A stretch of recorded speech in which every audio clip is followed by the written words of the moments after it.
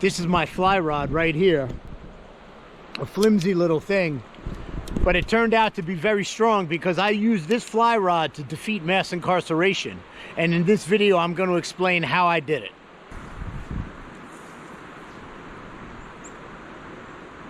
Before I can talk about beating mass incarceration, I have to define what mass incarceration is.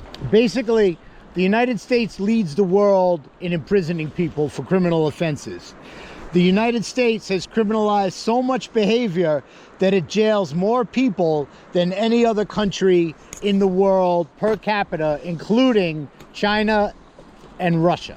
People are punished for their entire lives because of a felony conviction, no matter how long ago that felony conviction, happened. How is that possible? How does mass incarceration exist after your sentence is expired?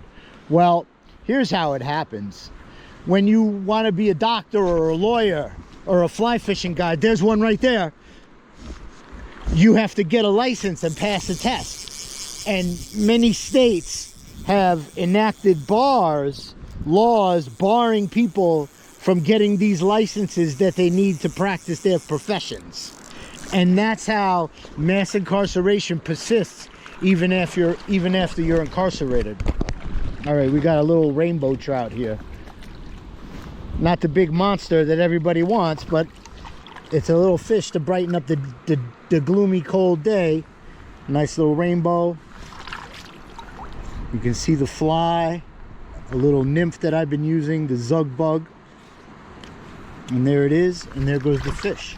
There's 78 million Americans with criminal records, okay? 78 million Americans. That's about a quarter of the population that is kept out of good paying jobs, in addition to all the other discrimination former felons face, like in finding a place to live, for example, or in trying to get a loan and things like that.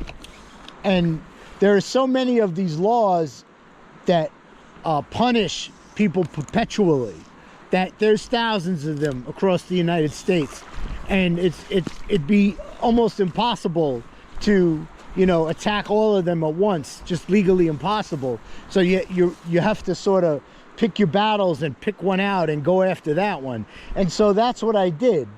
So like a lot of people, the pandemic caused me to rethink my life. I'd been living in New York City, working as a journalist, and the pandemic made me get out of the city, and I spent a lot of time fishing, getting back to something I did when I was a kid.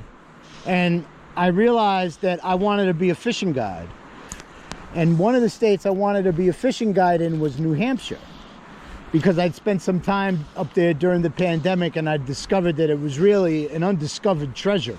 But New Hampshire had a law, an absolute bar on felons being licensed as fishing guides. And I sued, and I turned this fly rod right here into a weapon that was more powerful than a gun. When I found out about this law in New Hampshire that prohibited me from being a fishing guide, I sued in federal court under a federal civil rights statute. I alleged that the denial of fishing guide licenses to former felons, just because they'd once been convicted of a felony, violated my right to occupational liberty, which is protected by the 14th Amendment of the Constitution. And a federal judge agreed and said that I had a colorable claim that denying fishing guide licenses, occupational licenses to all former felons, violated the Constitution. I negotiated with the state of New Hampshire, and after about a year of negotiations, the state of New Hampshire decided to change their law and allow felons, both violent felons and non-violent felons, to become fishing guides, as long as they're no longer criminals. And, I could have just kept suing in federal court and got a court order requiring this, but New Hampshire wanted to engage in good faith negotiations, and that's what we did. And eventually in New Hampshire, this is the really amazing thing, and why New Hampshire is a pretty cool state. People say, this is the age of Trump, there's no activism, you can't win, and that's just not true. Okay, so in New Hampshire, the way it works in New Hampshire is, before agencies change their regulations, the state legislature has to approve the change of regulations. So the Department of Fisheries, in New Hampshire, proposed this rule change, and there was public comments, and no one in New Hampshire opposed it. You think, New Hampshire, it's this big Republican state, you can have machine guns there or whatever, but no. Actually, you know what? They're pretty common sense, because they know that these laws keep a lot of people out of work, and that it basically, when you keep a former felon out of work, you're contributing to crime, because how else is this guy going to make money?